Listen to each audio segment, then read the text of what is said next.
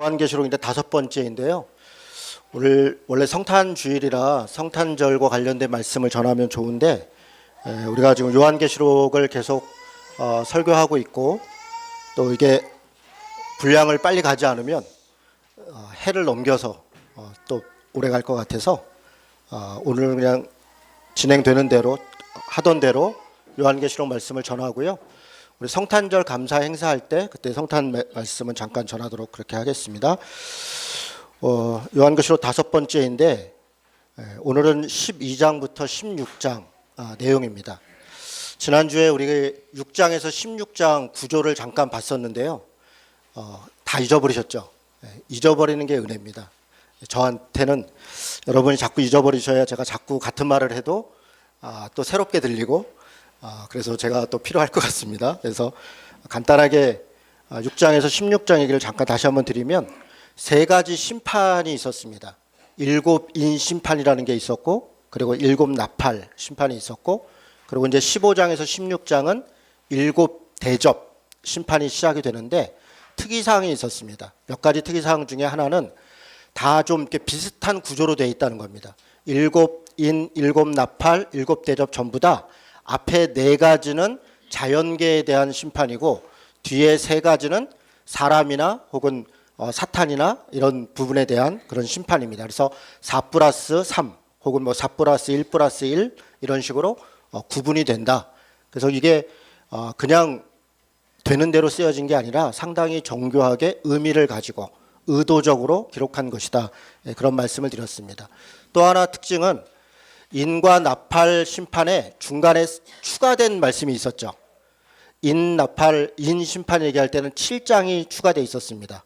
그리고 나팔 심판을 할 때는 10장과 11장이 추가되어 있었습니다. 그 추가된 내용을 통해서 그 전체적인 내용이 뭘 얘기하고 싶은지에 대해서 좀 요약적으로 또 설명하고 있다. 그렇게 말씀을 드렸습니다. 오늘 우리가 보려고 하는 12장에서 14장은 인과 나팔 심판 이후에 마지막 재앙 혹은 마지막 심판인 대접 심판이 있기 전에 추가되어 있는 내용입니다. 대접 심판에는 앞에 인과 나팔 심판처럼 추가된 내용이 없습니다. 2개의 큰 심판이 있었고 그리고 마지막 심판 사이에 추가된 내용을 통해서 몇 가지를 보충하고 앞부분에 있었던 내용을 보충하고 그리고 마지막 심판을 준비하도록 하는 게 12장과 14장의 내용입니다. 제가 이렇게 조금씩 설명을 드릴 텐데요.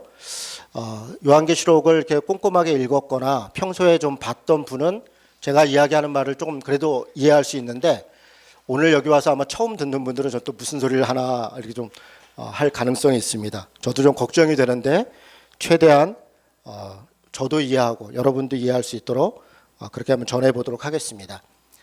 인과 나팔과 대접 심판에 대해서 2가지 큰 견해가 있다고 제가 말씀드렸습니다. 첫 번째는 인이나 나팔이나 대접 심판 모두가 예수님이 초림과 재림을 반복적으로 이야기하고 있는 것이다. 다시 말씀드리면 인도 예수님의 초림과 재림 사이의 이야기를 말하는 것이고 나팔 심판도 예수님의 초림과 재림 사이를 말하는 것이고 그리고 대접 심판도 또 한 번 반복해서 이야기하는 것이다. 이런 견해가 있습니다. 또 다른 견해는 인심판과 나팔 심판과 대접 심판이 초림과 재림을 연속적으로 쭉 이어서 이야기하고 있다는 견해가 있다. 그렇게 말씀을 드렸습니다. 어떻게 살펴보든 사실 성경적 근거가 다 있고 큰 문제가 되지 않는다. 이렇게 말씀을 드렸고요. 저는 원래는 이게 3번 반복되는 것이다 라고 생각을 하고 그렇게 배웠고 그렇게 믿었는데 최근에 제가 성경을 공부하고 다시 보면서 그 견해가 좀 바뀌었다고 말씀드렸습니다. 인과 나팔과 대접 심판이 초림과 재림까지 쭉 이어지는 그런 몇 가지 패턴으로 반복적으로 이어지는 그런 내용이다. 그렇게 말씀을 드렸습니다. 그렇게 말씀드린 이유는 재앙의 강도가 다르고 내용이 좀 다르기 때문에 그렇습니다. 그것은 인류 전체 역사 속에서 여러 가지 있을 법한 일들이 계속 쭉 생각해 보면 이 나오고 있는 내용들이 똑같지 않고 몇 가지 차이점들이 있다라고 말씀을 드렸는데 제가 여기서는 자세히 말씀드리지는 않겠습니다. 오늘은 12장에서 14장에 이 중간에 추가된 내용과 15장, 16장 마지막 재앙에 대해서 좀 설명을 드리겠습니다. 여러분 12장을 한번 보겠습니다. 12장에서 14장은 앞에 있는 인과 나팔에 대한 심판, 그리고 뒤에 있는 대접 심판을 잇는 겁니다. 가교 역할을 합니다. 이 중간에 이 내용을 통해서 마지막 심판의 내용이 무엇인가를 사실적으로 요약하고 있고 또 약간 설명하고 있는 내용이 12장에서 14장입니다. 그리고 앞에 있는 7장과 10장, 11장 추가됐던 내용을 보충하고 있습니다. 거기서 구원받았던 사람들, 또 여러 하나님 앞에서 또 박해를 받았던 사람들, 최종적 승리했던 사람들, 이런 것들에 대한 추가적 보충이 있고 대접 심판을 미리 준비합니다. 예를 들면 이런 겁니다. 여러분 좀 기억하실 수 있겠는데 11장에 보면 42달 혹은 1260일 이런 단어들이 나왔는데 12장에도 동일한 얘기들이 있습니다. 1260일, 또 13장에 보면 42달, 이러면서 11장에 있었던 내용을 추가적으로 보충하는 내용으로 반복해서 이야기하고 있습니다. 7장에 14만 4천이라는 숫자가 나왔었는데 14장에도 그 14만 4천이라는 숫자가 나오고 그들이 최종적으로 어떻게 될 것인가에 대해서 다시 이야기를 합니다. 7장에 보면 하나님의 인 맞은 사람들은 하나님의 보좌에 가서 구원받을 것이다, 이런 인과 표에 대한 이야기가 있었는데 13장은 짐승의 표 혹은 짐승의 인에 대한 이야기가 있습니다. 그리고 16장에 가면 그 짐승의 표 받은 자들이 어떻게 될 것인가에 대해서 이야기합니다. 또 13장에 보면 용과 두 짐승 얘기 있는데 16장에 가면 용과 두 짐승에 대한 심판 이야기가 있고요. 14장에 바벨론 심판, 16장에도 바벨론 심판. 제가 이렇게 말씀드리는 이유는 지금 12장과 14장이 앞의 내용을 보충하고 뒤의 내용들을 예고하고 있다. 그런 내용들이 내용적으로도 이렇게 반복되고 있고 또 보충되고 있다라고 하는 본문들을 잠깐 설명을 드렸습니다. 여러분 12장을 한번 보겠습니다. 12장은 지금 전체적으로 17절까지 있는데 이것은 샌드위치 구조로 되어 있습니다. 샌드위치 구조. 제가 마가복음 우리 설교할 때 몇 번 말씀드렸습니다. 앞과 뒤의 내용이 동일한 내용이 있고 연속되는 내용이 있고 그리고 가운데 다른 이야기가 있어서 실제 앞뒤가 무슨 얘기를 하고 있는 것을 보충하고 있는 것, 이게 샌드위치 구조로 된 본문이라고 말씀드렸습니다. 여러분 12장 1절에서 6절까지 보면 하늘에 큰 이적이 있었고 해를 옷 입은 한 여자가 있었다, 이런 이야기가 있습니다. 그러다가 6절에 보면 그 여자가 광야로 도망을 갔다, 그리고 또 땅으로 내침을 당했다, 이런 이야기들이 있습니다. 그러다가 13절에 보면 용이 자기 땅으로 내쫓긴 것을 보고 남자가 낳은 여자를 박해하느니라. 지금 이런 말들이 다 무슨 묵시적 언어이고 또 상징적 언어이기 때문에 이게 무슨 말인가 이런 싶을 수 있을 것 같습니다. 제가 설명을 드리겠습니다. 사실 알고 보면 별 내용 아닙니다. 상징적이고 비유적인 거기 때문에 그 의미만 알면 간단하게 해석될 수 있는데, 제가 지금 말씀드리고 싶은 것은 12장에 여자가 있었고 용이 땅으로 내쫓김을 당했고 그리고 그 용이 여자의 후손을 괴롭히고 광야로 도망가고 이런 이야기들이 13장의 1절로 사실 이야기가 이어진다는 겁니다. 그러면 7절에서 12절은 없어도 되는 얘기예요. 이 이야기의 흐름상은 그냥 13절로 바로 넘어가도 하고 싶은 이야기나 이런 것들이 전혀 어색하지 않습니다. 그런데 7절에서 12절이 중간에 끼어 있습니다. 이걸 통해서 앞에 뒤에 이야기하고 있는 것이 뭘 얘기하는지를 설명하고 있는 게 이 구조입니다. 차근차근 설명드리겠습니다. 12장 1절을 보겠습니다. 아까 말씀드렸던 하늘에 큰 이적이 있었다. 여러분 이적이라는 단어 복음서에도 요한복음에도 그렇게 자주 나오는데 이적을 두 가지로 해석할 수 있습니다. 하나는 미라클이라는 거죠. 기적으로 볼 수 있습니다. 또 하나는 사인으로, 표적으로 볼 수 있습니다. 우리는 이적이라는 단어를 보면 뭔가 엄청난 기적을 일으켰나 보다. 아닙니다. 여기서 나오는 이적은 표적입니다. 사인입니다. 하늘에 큰 사인이 있었다. 사인이라는 거 하는 것은 어떤 것을 나타내는 이정표입니다. 우리가 길을 운전하고 갈 때 마치 이정표를 보고 길을 찾아가듯이 하늘에 큰 표적이 있었다. 하늘에 큰 이정표가 있었다. 어떤 이적을 통해서, 표적을 통해서 하나님이 지금 하시고자 하는 일들을 보여주고 있다. 그런 단어가 지금 이적이라는 단어입니다. 여기 보면 여자가 나옵니다. 해를 옷 입은 한 여자입니다. 이 여자는 발 아래는 달이 있고 그 머리에는 12별의 관을 썼다고 했습니다. 이 여자는 누구일까요? 여러분, 이 말씀을 딱 보는 순간 구약 성경을 익숙하게 아는 분들은 떠오르는 하나의 장면이 있습니다. 어떤 장면이냐면 요셉이 꿈을 꿨습니다. 그런데 해와 달이 자기에게 절을 하고 또 12별이 절을 하는 그런 꿈을 꿨습니다. 그 얘기를 듣고 요셉이 형들한테 가서 해와 달이 그리고 12별이 나한테 절을 하던데, 요셉은 그게 무슨 뜻인지 몰랐습니다. 착하고 순진하고 어떤 면에서는 좀 맹했습니다. 그래서 고난을 당했습니다. 형들은 그 얘기를 듣고 얼른 알아들었습니다. 아빠, 아버지, 어머니 그리고 우리 12 형제들이 너한테 절을 한다는 얘기야? 구약 성경에 요셉 때는 11별이라고 합니다. 요셉을 뺀 거죠. 그래서 우리들이 너한테 절을 한다는 얘기야? 그러면서 이런 괘씸한 놈, 그러고 나서 요셉의 고난이 시작됩니다. 여러분, 그것은 하나님께서 그 꿈을 통해서 요셉에게 뭘 알려주고 있는 것입니까? 이스라엘의 운명을 알려주고 있습니다. 나중에 요셉을 통해 이스라엘을 구원하고 이스라엘 민족을 이루는 기초를 만들 것을 예고하고 있습니다. 그래서 다시 말해서 해와 달 12별 이렇게 얘기하면 그 여자는 누구를 얘기하는 겁니까?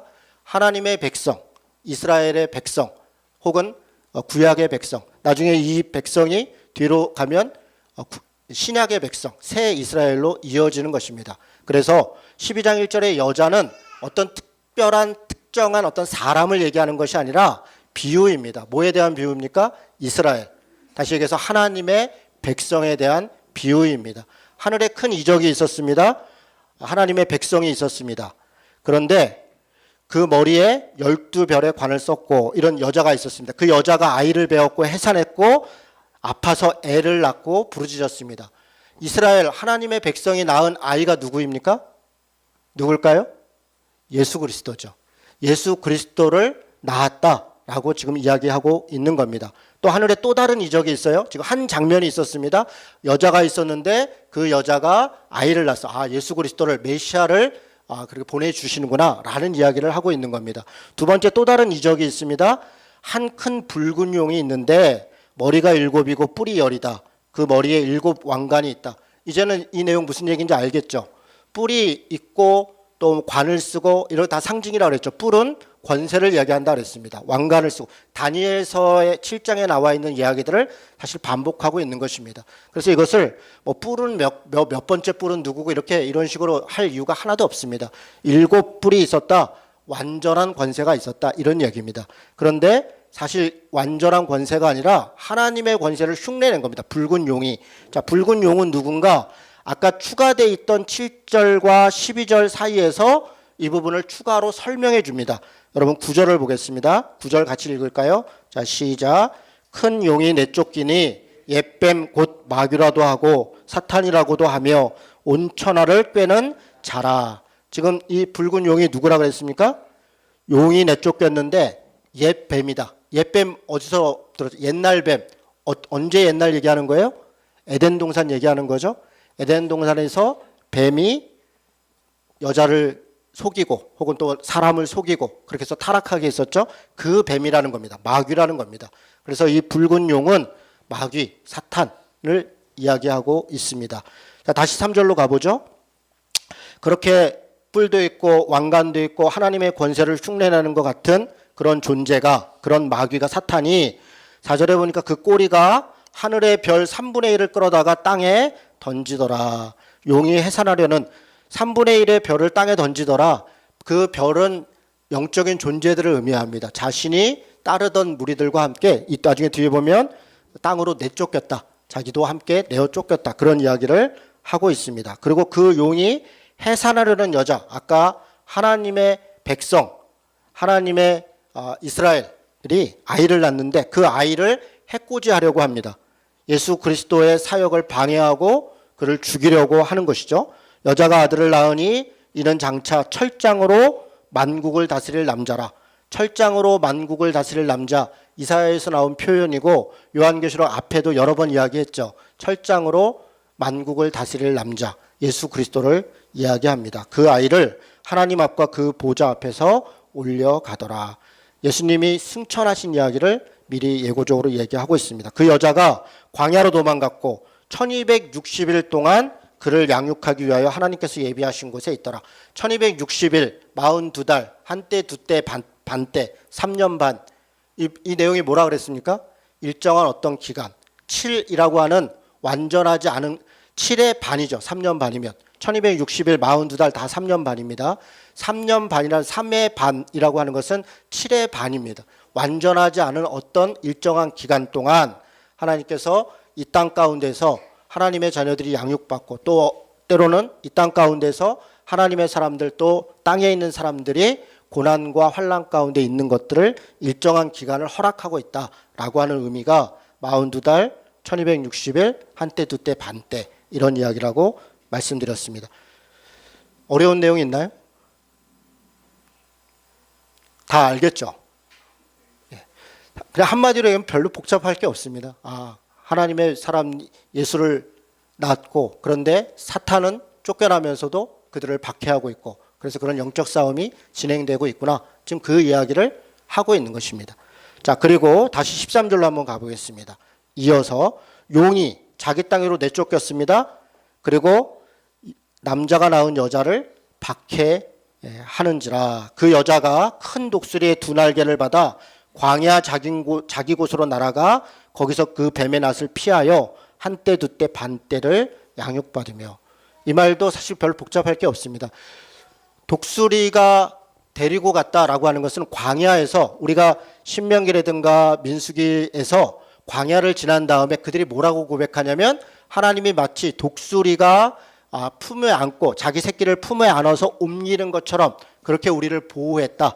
독수리에 대해서는 두 가지 의미가 있는데 하나는 보호의 의미가 있고 또 다른 하나는 죽음의 곳에서 죽은 시체를 뜯어먹는 죽음의 사자의 의미가 있습니다. 여기에서는 보호의 하나님께서 그 남자를 혹은 그 백성들을 독수리가 자기 자식을 품에 안듯이 그렇게 보호해서 광야를 건너는 것처럼 그렇게 보호하시고 일정한 기간 동안 양육받고 활동할 수 있도록 했더라. 그런 이야기입니다.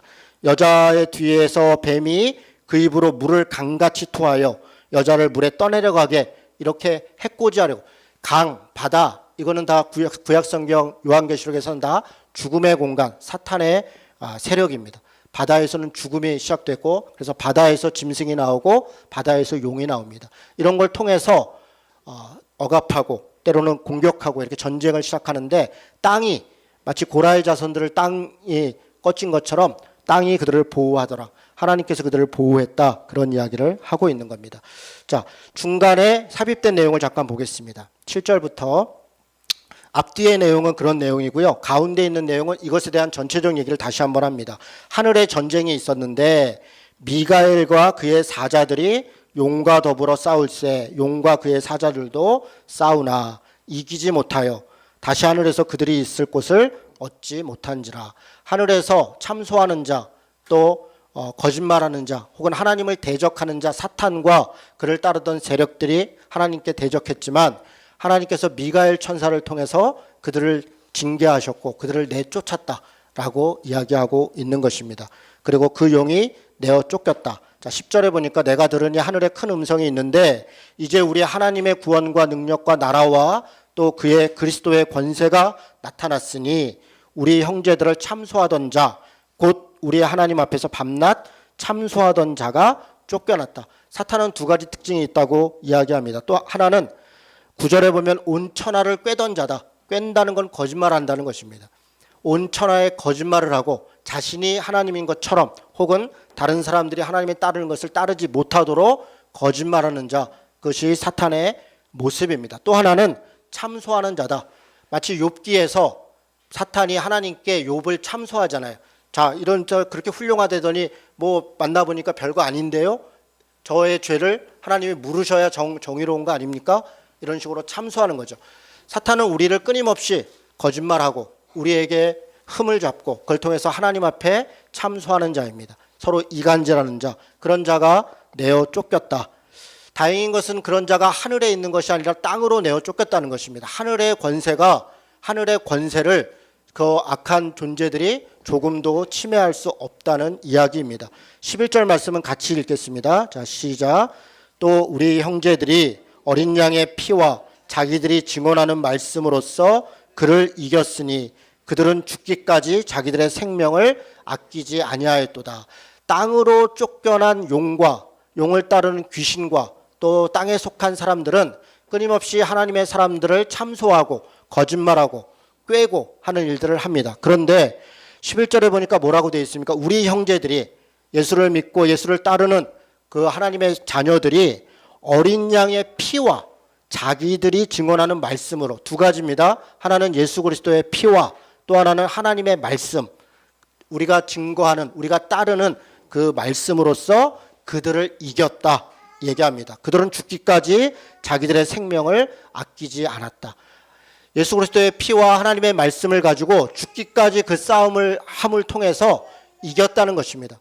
여러분, 이 말씀 뭘 의미하는 겁니까? 사탄이 비록 이 땅에 있고 제한적으로 여러 활동을 하지만 예수를 믿고 예수를 따르는 하나님의 자녀들은 이미 이긴 싸움을 하고 있다는 것입니다.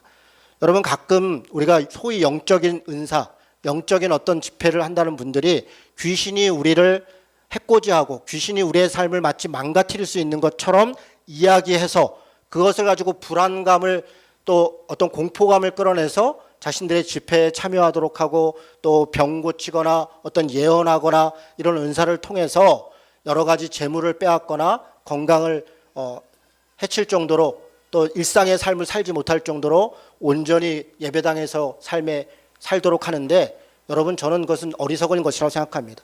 이미 이긴 싸움을 하고 있는데 귀신이 우리에게 들어와서 우리를 해코지하고 우리를 망가뜨릴 수 있다고 하는 것은 하나님을 믿는 것이 아니라 사탄과 귀신의 세력에 떨고 있는 것입니다. 그것은 이미 이긴 싸움을 믿지 못하는 것입니다. 믿음이 있는 사람들은 이미 이긴 싸움을 하고 있는 것이기 때문에 때로 좀 고난도 있고 불편함이 있어도 여유를 가지고 이미 이긴 싸움이니까 이긴 자답게 살아가면 되는 것입니다.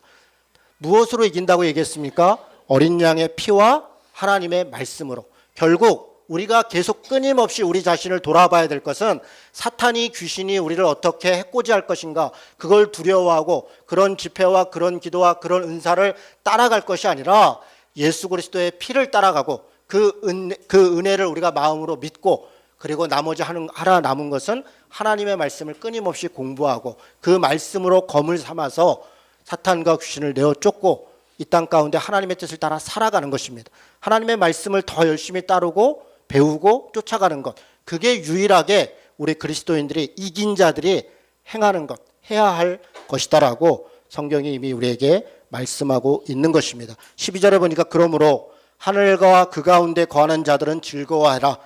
그러나 땅과 바다는 화 있을진저 이는 마귀가 자기의 때가 얼마 남지 않은 줄을 알므로 크게 분노하여 너희에게 내려갔습니다. 하늘에 속한 자들은 슬퍼하거나 노할 게 없습니다. 즐거워하고 기뻐하면 됩니다. 그러나 이 땅에 사탄이 사역하는 동안 여러 어려움도 있을 것이다. 고난도 있을 것이다. 전쟁이 있을 것이다. 여러분, 17절에 보겠습니다. 용이 여자에게 분노하여 돌아가서 그 여자의 남은 자손 곧 하나님의 계명을 지키며 예수의 증거를 가진 자들과 더불어 싸우려고 바다 모래 위에 서 있더라. 이 땅에서 우리는 하나님을 따르는 자와 또 용과 사탄의 제국주의적 가치를 따르는 땅에 속한 자들과 영적인 싸움을 하는 것입니다. 13장에 보면 14장까지 아마겟돈 전쟁도 나오고 유프라테스 강이 말라서 곡과 마곡의 전쟁도 나오지만 이런 것들은 3차 대전이니 4차 대전이니 무슨 전쟁을 이야기하는 게 아닙니다. 이건 다 영적인 전쟁입니다. 하나님의 사람들과 땅에 속한 사탄의 가치를 따르는 사람들과 영적인 싸움을 하고 있는 것을 당시 구약에 있었던 여러 전쟁의 모습들을 가지고 와서 상징적으로 이야기하고 있는 것입니다. 또한 분명히 말씀드릴 것은 이미 이긴 싸움을 하는 것입니다. 이미 예수 그리스도께서 하늘에서 이기셨고 또 이 땅 가운데서 이기셨던 그 싸움을 우리는 같이 참여해서 그 싸움을 수행하고 있는 것, 그것이 우리 신앙생활의 모습이다. 그게 초림에서 재림까지 사이에 있는 신자들의 삶이다 라고 말하고 있는 것입니다. 저는 쉽게 얘기한다고 했는데 여러분이 잘 알아들었으리라고 생각합니다. 제가 잘 부족하게 전한 것도 여러분이 더 잘 알아들었어요 생각하고요. 13장, 14장은 간단하게 얘기하겠습니다. 13장, 14장은 여기 보면 용이 나오고 두 짐승이 나오는데요. 뭐 간단하게 읽으면서 그냥 설명하는 게 더 빠를 것 같습니다. 13장 1절을 보겠습니다. 내가 보니 바다에서 한 짐승이 나옵니다. 뿔이 열이고 머리가 일곱입니다. 이 짐승은 앞에도 나왔었는데 12장에도 짐승이 있었는데 바다에서 나오는 짐승 이게 누구냐? 여기 보니까 뿔이 열이고 머리가 일곱이라 그랬는데 이건 다니엘서 7장에 나와 있는 내용을 사실 거의 그대로 갖다가 쓴 겁니다. 아까도 말씀드린 것처럼 용의 모습과 닮았죠. 용이 지금 똑같이 그 모습이죠. 용을 닮은 용의 권세를 가진 자다. 그래서 4절에 보니까 용이 짐승에게 권세를 주었다. 아, 그러면 이 짐승은 사탄을 따르는 자구나. 사탄의 권세를 받은 자고 그의 방식대로 살아가는 자구나 라는 것을 짐작할 수 있습니다. 그리고 이 짐승이 누군가 16절부터 18절이 설명합니다. 그 유명한 말도 많고 탈도 많은 666입니다. 같이 읽어보겠습니다. 16절부터 자 시작. 그가 모든 자 곧 작은 자나 큰 자나 부자나 가난한 자나 자유인이나 종들에게 그 오른손에 이마에 표를 받게 하고 누구든지 이 표를 가진 자 외에는 매매를 못하게 하니 이 표는 곧 짐승의 이름이니 그 이름의 수라. 지혜가 여기 있으니 총명한 자는 그 짐승의 수를 세어보라. 그것은 사람의 수니 그 수는 666이니라.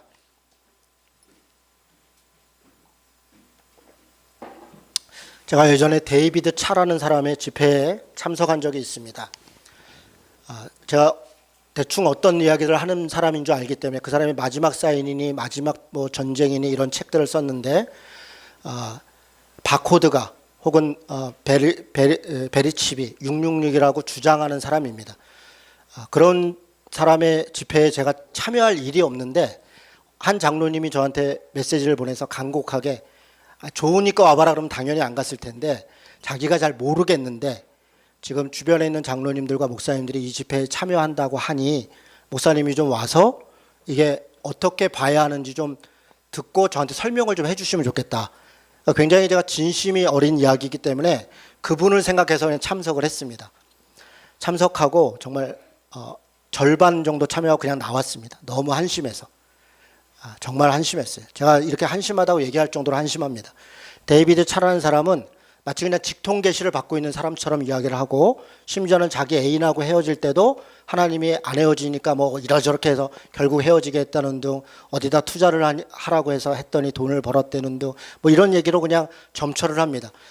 그래서 그렇게 사는 사람이 좀 저는 속으로 남북 평화를 위해 기도하거나 가난한 사람들을 위해 기도하면 저런 은혜가 맨날 자기 그냥 뭐 사는 째째발 하는 거 가지고 하나님의 역사를 참 담고 있으니 참 안타깝고 한심하다. 저는 그냥 그렇게 생각했습니다. 부러운 게 아니라 안타깝죠. 그런 큰 능력이 있는 사람이 자기가 아니라 가난하고 어렵고 힘든 일들을 위해서 그 은사를 사용하면 얼마나 좋겠어요. 그런데 뭐 그런 얘기는 한마디도 없는 거죠. 그러면서 666이 베리칩이 그 바코드가 666이고 베리칩이 666이 이거 받으면 큰일 나고 뭐 경제가 어떻고 그렇게 얘기를 해요. 그래서 제가 가만히 듣고 있다가 그 사람이 이제 책을 파는데 마지막 사인한 책을 팔더라고요. 그 입구에서. 그래서 제가 그 책을 이렇게 돌려봤어요. 뒤를. 그러니까 거기에 바코드가 뜨기 있어요. 그러니까 책을 팔려면 바코드가 출판업계에 등록을 하려면 바코드를 찍어야 되거든요. 서점에 팔려면.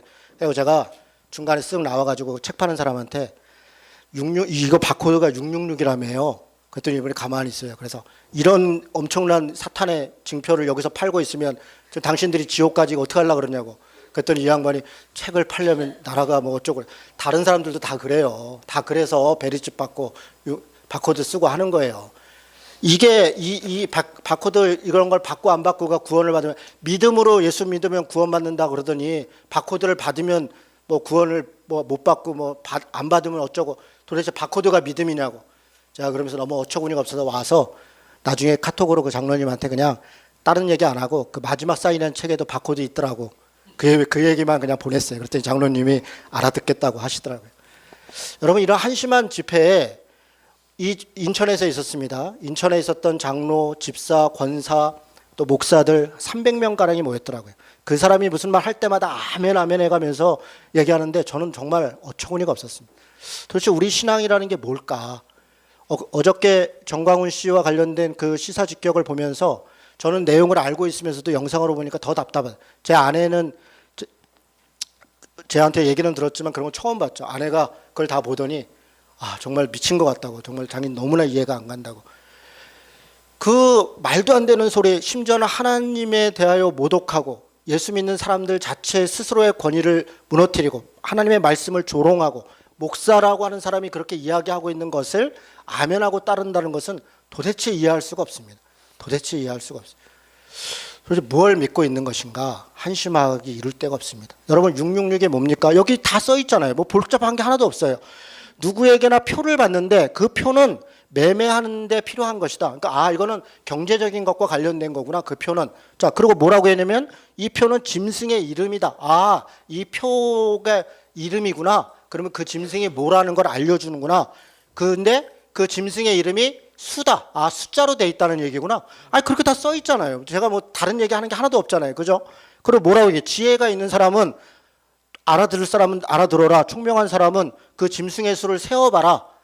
그러니까 세어보라는 거는 그 짐승이 수가 몇이라고 써 있는지 읽어봐라. 혹은 확인해봐라. 이런 얘기예요.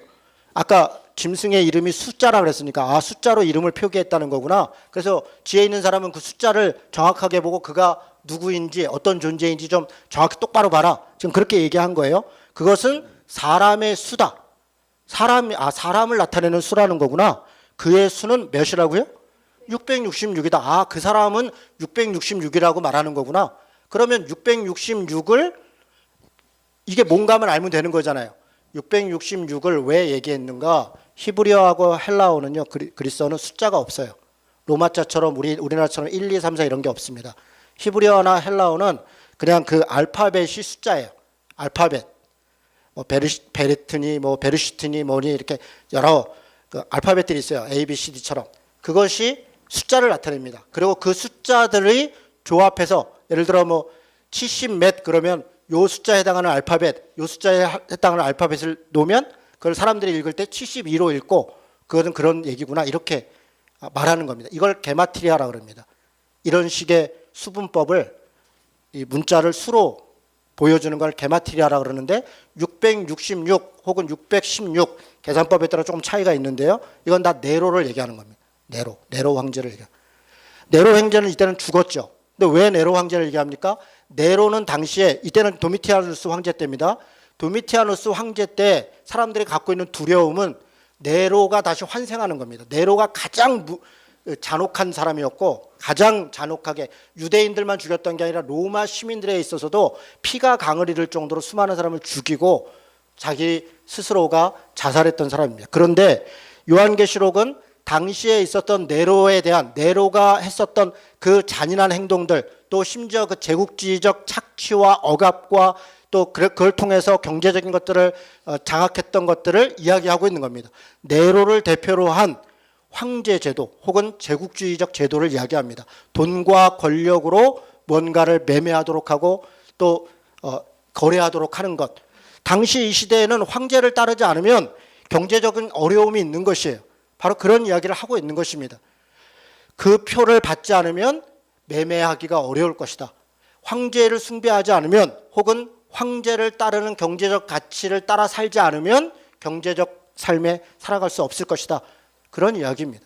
네로로 대표되는 황제들 그리고 제국주의적 가치들 그것이 짐승입니다. 이 짐승은 용이 권세를 주었습니다. 사탄이 이 땅을 거짓말하고 참소하기 위해서 자신이 가지고 있는 권력 그것은 돈과 권력으로 사람들을 거짓말하고 꼬이고 참소하고 하는 것에 제도를 이용하고 있고 그리고 시스템을 이용하고 있다. 이런 돈의 가치들을 사용하고 있다. 그것을 따를 것이냐 아니면 공평과 정의를 따르는 공동체의 사랑을 따르는 하나님의 말씀을 따를 것이냐 그것이 구약에서부터 신약까지 우리에게 끊임없이 묻고 있는 겁니다. 엘리야를 따를 것이냐 아니면 바알과 아세라를 따를 것이냐. 여러분 야훼가 하나님이다. 그들이 갈멜산에서 능력대결에 있은 후에 엘리야 엘리야 하고 외쳤던 것은 엘리야 개인을 외친 것이 아니라 그 능력을 통해서 야훼가 하나님이다, 여호와가 하나님이다. 그래서 바알과 아세라라고 하는 풍요와 번영을 따를 것이냐, 아니면 여호와 하나님이신 그 공평과 정의, 그 사랑과 평화의 그 가치를 따를 것이냐, 그걸 묻고 있는 것입니다. 아합을 따를 것인가, 아니면 엘리야가 전하는 하나님의 가치를 따를 것인가. 그 이야기를 구약에서도 계속하고 있는 것이고 신약에서도 계속 그 이야기를 하고 있고 마지막 때도 그 이야기를 계속 반복해서 하고 있는 것입니다. 이것은 단순히 예수를 믿을 것이냐 안 믿을 것이냐 그렇게 믿음을 이야기하고 있는 것이 아닙니다. 요한계시록은 단순히 요한복음이나 로마서나 갈라디아서처럼 예수를 믿으면 구원받는다 이렇게 단순히 말하는 게 아닙니다. 요한계시록은 믿음은 곧 행함이다. 그 믿음을 통해서 인내하고 그 믿음을 통해서 저항하고 그 믿음을 통해서 이겨야 이기는 자에게 새하늘과 새 땅이 하나님이 주시는 이런저런 선물이 있을 것이다 라고 말하는 것입니다. 그 믿음은 결국 삶의 양식이고 삶의 방식이고 삶의 태도이다 라고 이야기하고 있는 것이 요한계시록의 내용입니다.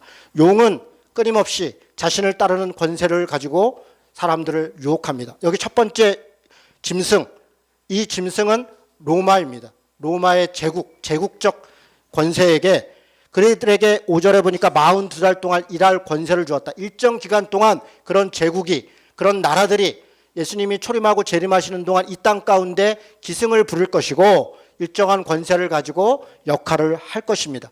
그러나 이 6절부터 그들이 비방도 하고 전쟁도 하지만 그러나 10절에 보니까 사로잡힐 자는 사로잡혀 갈 것이고 칼에 죽을 자는 마땅히 칼에 죽을 것이고 성도들의 인내와 믿음이 여기 있을 것이다. 이런 가운데 성도는 인내하고 믿음을 가지고 그 제국적 가치를 따라가지 않고 불편함과 여러 가지 어려움들을 감수하면서 오히려 사랑과 평화를, 공평과 정의를 향해 나아갈 것이다 얘기합니다. 두 번째 짐승이 있습니다. 13절부터 보면 또 다른 짐승이 나오는데 이 짐승은 뭘 하고 있냐면 처음에 나왔던 짐승에게 사람들로 하여금 경배하게 합니다. 무엇을 통해서요? 14절에 보니까 미혹하고 우상을 만들고 또 13절에 보니까 큰 이적을, 기적을 통해서, 이건 사인이 아니라 기적입니다. 여기는 미라클입니다. 이런 걸 통해서 앞에 있는 짐승을 절하게 합니다. 이 두 번째 짐승이 누굽니까? 이들이 거짓 선지자입니다. 종교적 세력입니다.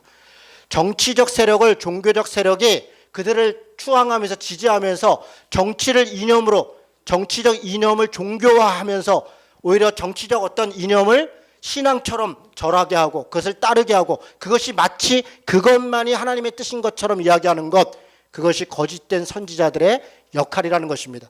제국의 가치를 쫓도록 하는 거짓 선지자, 이들이 이걸 따라야 산다라고 하면서 미혹하고 이적하고 여러 우상을 통해서 그 제국에 무릎 꿇게 하고 있다는 겁니다. 지금도 마찬가지입니다.